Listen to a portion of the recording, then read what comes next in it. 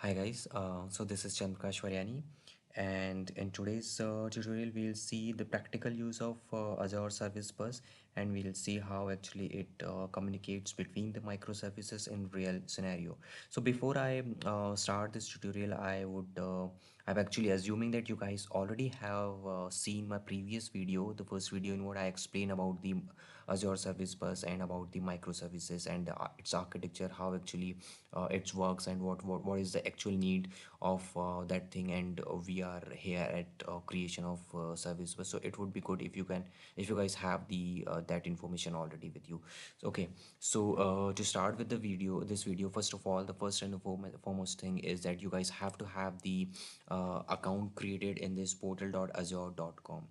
So when you at first try and create the account, it would ask for your I guess credit card information, just to give you some sort of free money, and thereafter you can use its resources. So I have my account already in place, and I have logged in with the account. So after this, you will see the resource group here in the menu. Just click here. So first of all, you guys have to create a resource group for your application, and all other things resides basically in this resource group, in the parent group, like Cosmos, SQL, or the app services or service bus, etc. Whatever you create, that resides in that resource group. So the first step always is to create the resource group. So right now I already have the resource group created, which is 2019 development. Just click on it. Okay, so as I said, that all other things reside in that research group. So few of the things already I have, right. So this time I'm going to create the service bus. So click on the add button and just type here service bus.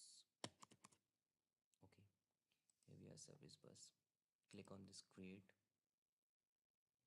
Okay, now it is asking for the name. It has to be unique. That's it. And the maybe similar to your microservice, let's say users.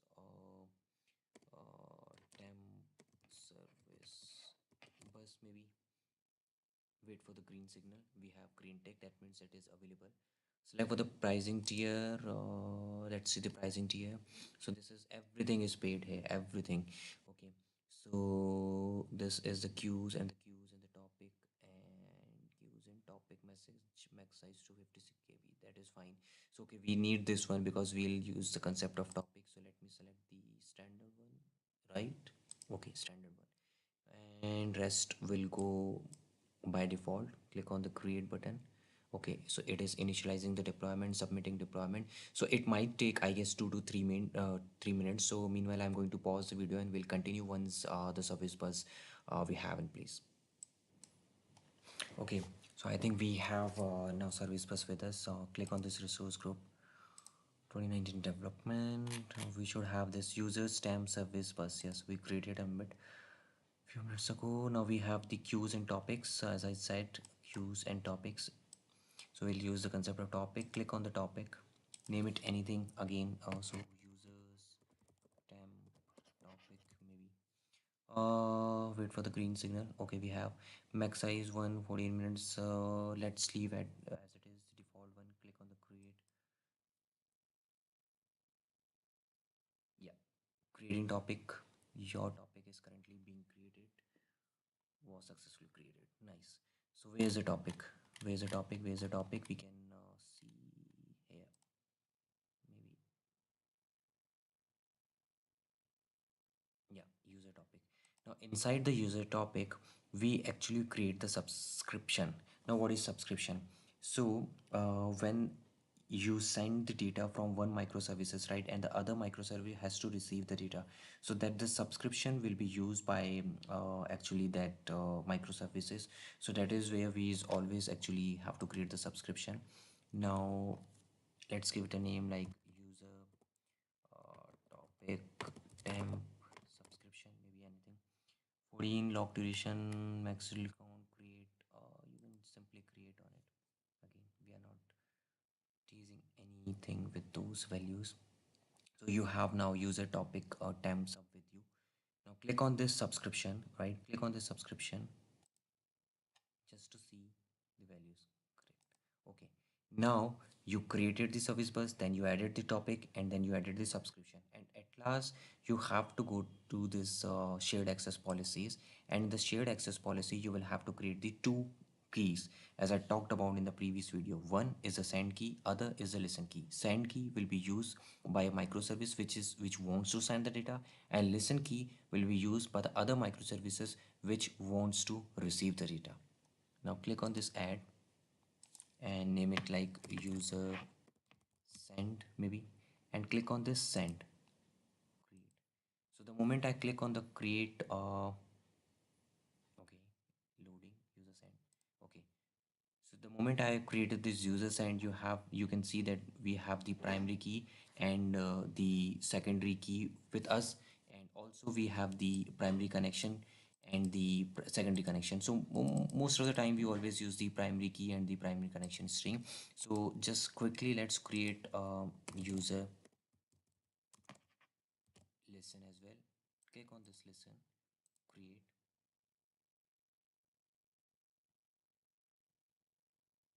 Nice. Now we have users send as well, user listen as well. So now let's quickly jump to the Visual Studio and create our some sort of solution which will use this services. Okay, we have the connection string.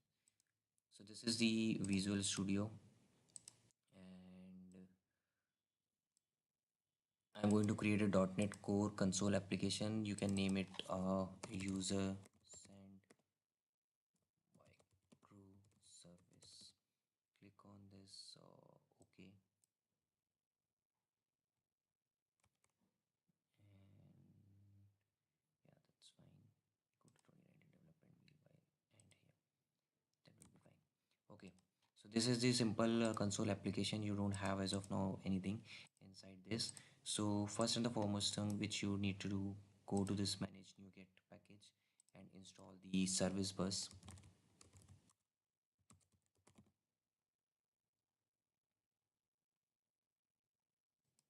Okay, basically it's Microsoft Azure Service Bus, and click on this one and click on this install. Again, I'll pause the video because I think it will, okay, take some time installing this.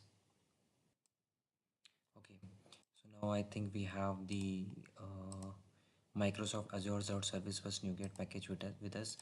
So this is the program.cs file. We'll use only this file to send the message. So I'm creating the first microservice concept in what I'll send the data.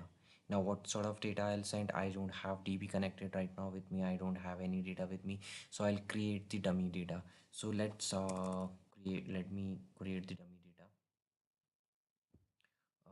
Let's say I create public. Let me just increase the font. Let's see if I can do.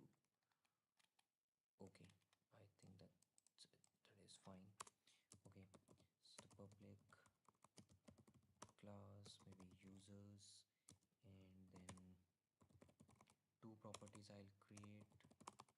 One maybe let's say ID, other one I would say name, and let's make it the string. So okay, so this is the user data which I'll sign right now.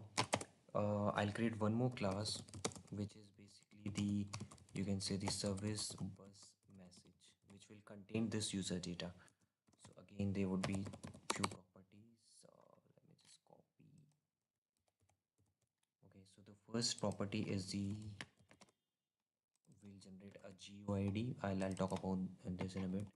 And then other maybe you can say the type, and the other one is the content, which will be the user's content. So you have the user class that contains the data, and then service bus class ready. Now I will have to, I think, add another method, which is, you can say, list of users. So this is the, I think something is missing, which is system dot collection. Okay, this would give me the dummy data, right? So dummy data is like users equals to user. Now let me create the list of users. Users equals to new users, right?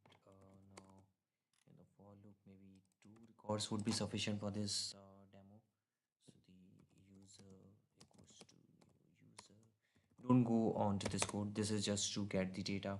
So let's say user dot id equals to I, and user dot maybe name equals to p Mariani plus I, just to identify. And let's start with this one, and let's put this three. Oh, sorry. Let's start this one and put the three, so that you have CPU or any one instead of zero. Nothing actually related with this demo. So after this, you just return the user list, which is the list of users. Also, you should add the users as well. User. Okay, so far I have done just to get the data of the users. Now we will actually create our actual method which would send the data. So again, the method would be static, and it would use another thing which is the async one, and then create the task one. So you can name it like send user message, kind of anything. Okay, now it is again for the task, threading in the task. Okay, so async and await is not something like when you are sending the data, or when you are actually sending the data.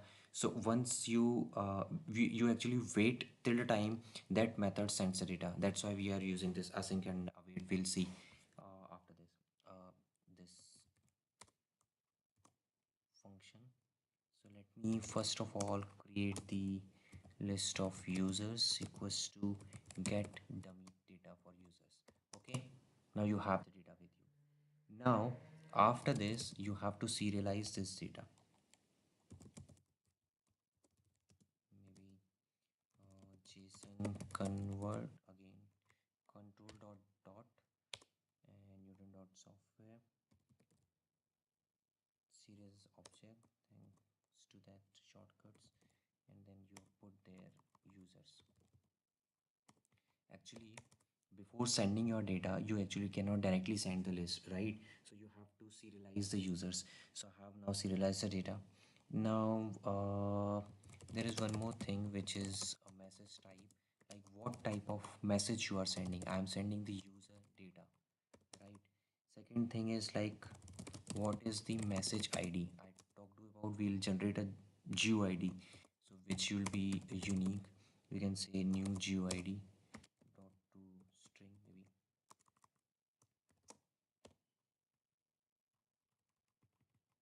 maybe it goes like this. Okay, thanks. And you have message type, message ID, you have the data, you have serialized this. Now what left? As I said that I'll create the service bus message. So in this type of service bus object, you will put these data.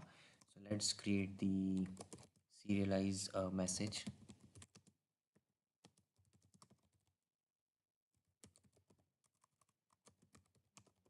Let me copy this. I think I am misspelling this.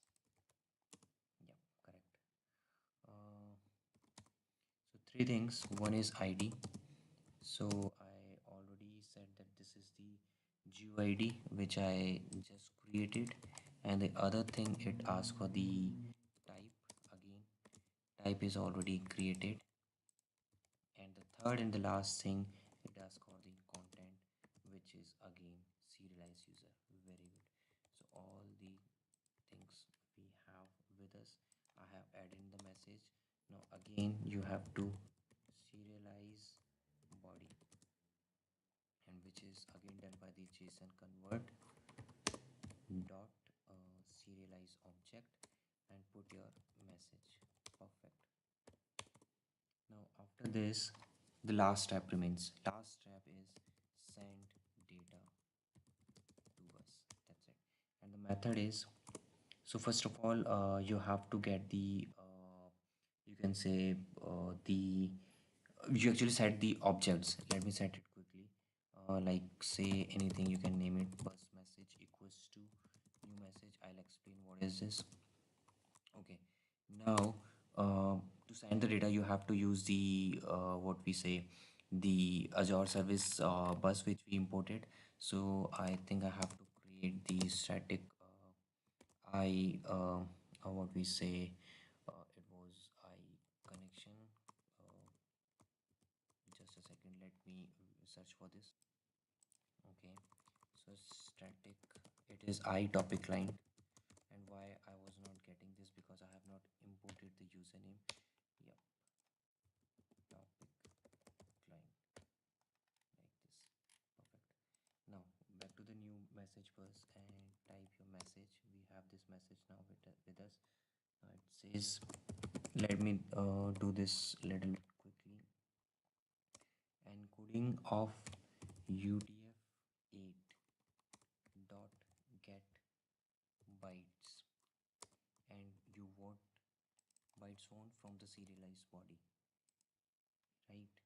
Now after this, in the bus message dot user properties dot add, which is the type of type, and the message type, of course the message type, where it is, we already have. And then the bus message dot what we have, this message id, which is again message id, which already we have. And the last step is just to call. Here's the await I was talking about. So the topic client, I think this is the name I given. Yeah, topic client dot send a sync. What you want to send? I want to send bus message. What is bus message? Bus message serialized body. What is serialized body?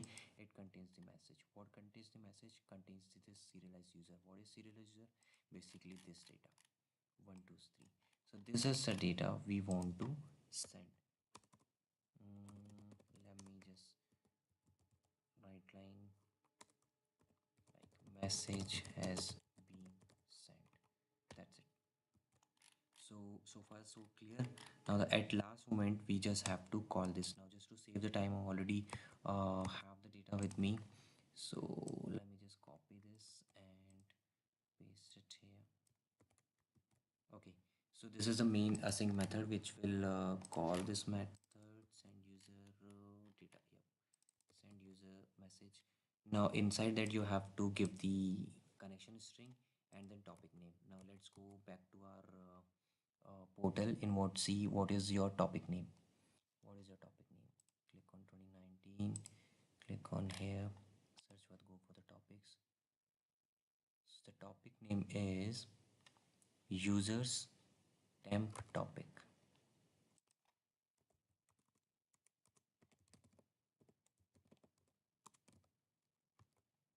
Users temp topic. Perfect. Now what is the key? I already said that this microservice wants to send the data, so we will use the send key. Shared access policy, user send,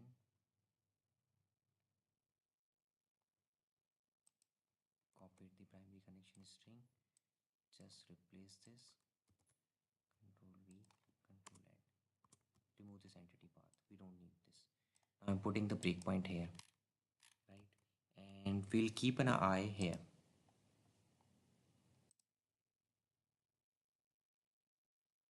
Message count, remember I shown in the presentation, the first video. So the message count is 0, user topic temps up. The moment it actually sends the data, we should have it increase by 1. So let me just run the application. Build has been started.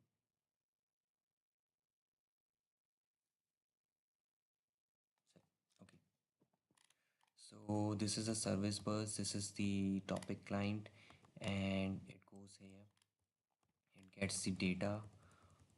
Perfect, perfect, perfect, all working fine the way I was expecting. So you have 2 records. Cool. You serialize them. Perfect. Then you again serialize the body, you set the bus message. Now this line should send the data. Press F10.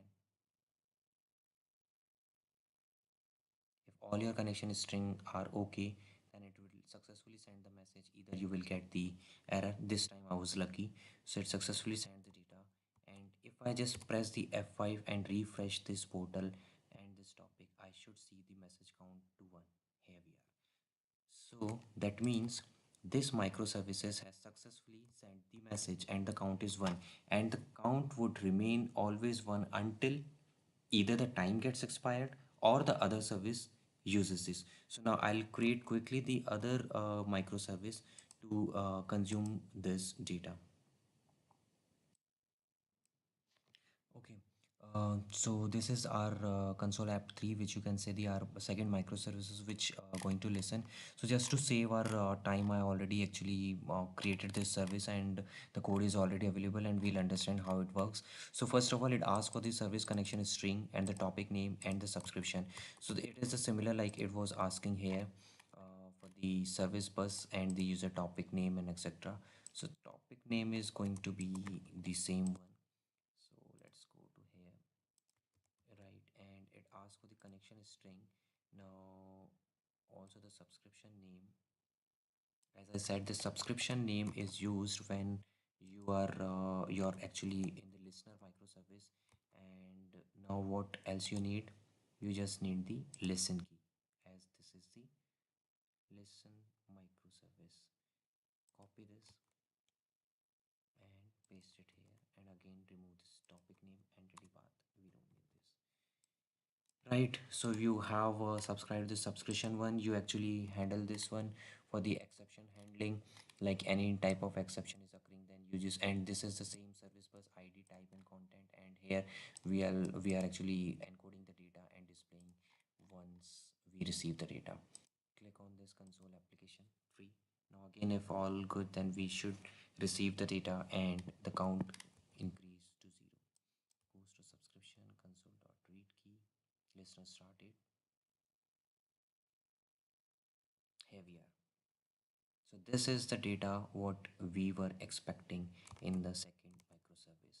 Now even let's go back to the, I have to go to wire like this, resource group 2019, quick.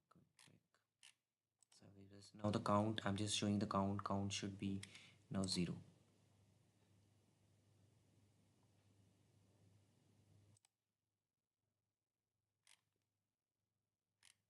Here we are, 0. See. So this was all.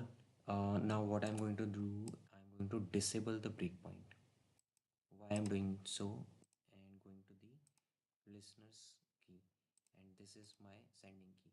As I said, in real scenario, you actually don't see this thing happening, like count getting increase or decrease.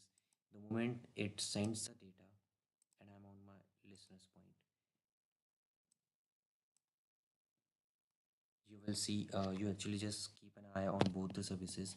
Message has sent and the moment it automatically received. You have seen this. So this was the real example of microservice, Azure service bus with the topic concept. One is the microservice sending the data, and other one is the receiving data. So that's all for this video. If you have guys any queries or any sort of other questions, you can directly comment to this video, and or you can directly contact with me. I'm available everywhere in the Skype or anywhere. Thank you for watching the video. Thank you very much.